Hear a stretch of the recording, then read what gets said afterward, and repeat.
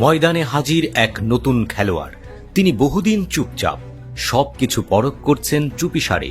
শিকার ধরার আগে বাঘ যেমন পা টিপে টিপে চলে, তিনিও চলছেন তেমনি। হঠাৎ তার কোনো সাড়া শব্দ নেই। তবে কি তিনি হারিয়ে গেলেন? কোথায় গেলেন আধুনিক অটোম্যান সম্রাট?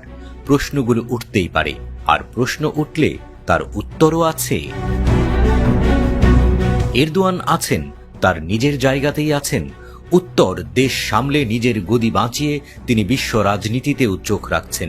গাজা, হামাস, সিরিয়া কিংবা হিজবুল্লাহ কোনোটিই ভুলে যাননি তিনি। উল্টো তিনি দাবার ছক সাজাচ্ছেন। এখন এরদোয়ানের চোখ সিরিয়ায়। তুরস্ক এবার সিরিয়ায় নতুন নতুন সামরিক ঘাঁটি গড়ার পরিকল্পনা করছে। উদ্দেশ্য কি আছে তুর্কি সম্রাটের মনে? এত চুপিসারে বাশার আল আসাদের ফেলে যাওয়া সিরিয়ায় তিনি কোন পরশ পাথর খুঁজে পেয়েছেন? গণমাধ্যমের খবর বলছে এরদোয়ান এবার কইয়ের তেলে কই ভাজার পরিকল্পনা করছেন।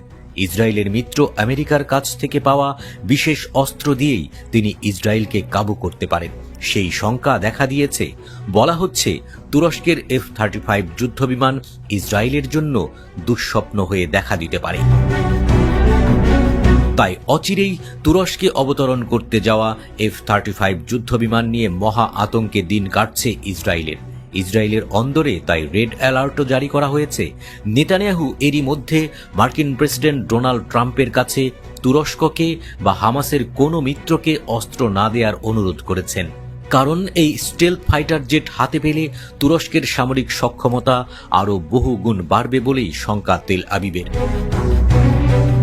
তাই নেতানিয়াহু তুরস্কের কাছে এই আধুনিক বিমান বিক্রির চুক্তিটি আটকে দিতে যুক্তরাষ্ট্রের কাছে অনুরোধ করেছে।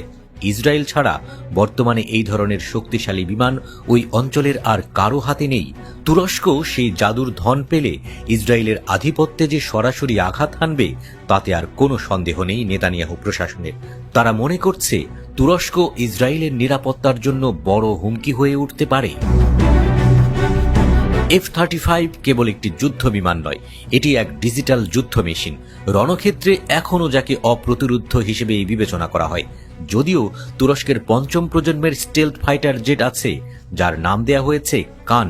নিজস্ব প্রযুক্তিতে তৈরি করা এই বিমানও রণাঙ্গনে গুরুত্বপূর্ণ খেলোয়াড় হওয়ার পথে। তাই তুরস্ক F-35 না পেলেও ইসরায়েলের এত সহজে রক্ষা নাই।